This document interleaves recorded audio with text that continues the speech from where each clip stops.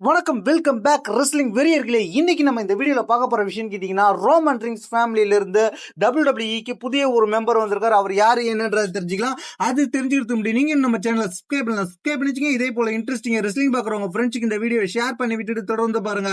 First நடந்து முடிஞ்ச last NXT என்ன நடந்துச்சுன்னு கேட்டீங்கன்னா, நம்பர் 1 கண்டெண்டர் NXT சாம்பியன்ஷிப்புக்கான match Grayson Waller versus Chris Montana இவங்க ரெண்டு பேருக்கு நடைபெற்ற மேட்ச்.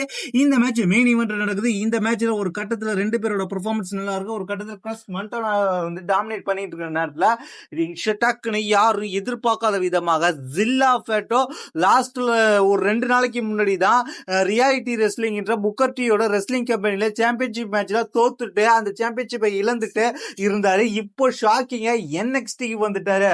NXTக்கு வந்தோடனே நம்பர் 1 கண்டெண்டர் மேட்ச்ல பூந்து டிஸ்ட்ராய் பண்ணிட்டு NXT சாம்பியனா எதிர்நோக்கி இருக்கிறாரு.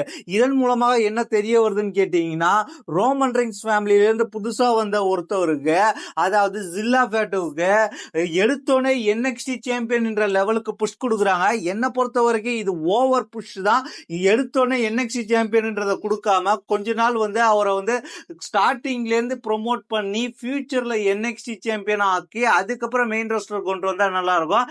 எடுத்தோடனே ஓவர் ஹைப்பா எடுத்தோடனே வந்தா நான் சாம்பியனா தான் வருவேன், இல்லாட்டி நான் சாம்பியனா வரமாட்டேன் அப்படின்ற நிலைமையிலேயே ரோமன் ஃபேமிலியில இருந்து யார் வந்தாலும் இது WWE ஒரு ஃபேமிலி கையில போறத முடிவாகுது. இப்படி பார்க்கும்போது ஆடியன்ஸ்க்கு போர் அடிக்க ஆரம்பிச்சிரும்ன்றது இப்ப கிளியரா தெரிய ஆரம்பிச்சிடும். கொஞ்ச நாள்லயே ஜில்லா ஃபேட்டோ மேல வச்சிருந்த ஆடியன்ஸ் ஆர்வம் குறைஞ்சிரும்ன்றது தான் என்னுடைய கருத்து. நீங்க என்ன நினைக்கிறீங்கன்றது கீழே உள்ள கமெண்ட் செக்ஷன்ல கமெண்ட் பண்ணுங்க.